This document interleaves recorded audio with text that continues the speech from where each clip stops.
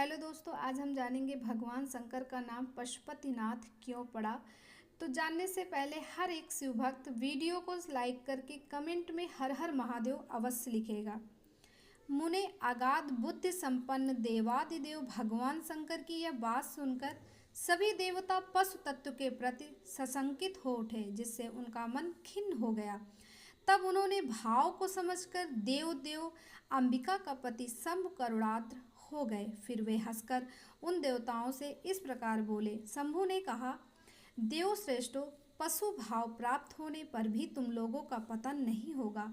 मैं उस पशु भाव से विमुक्त होने का उपाय बतलाता हूँ, सुनो और वैसा ही करो। समाहित मन वाले देवताओं, मैं तुम लोगों से सच्ची प्रतिज्ञा करता हूँ कि जो इस दिव्य पशुपति व्रत का पालन करेगा वह पशु तत्व से मुक्त हो जाएगा।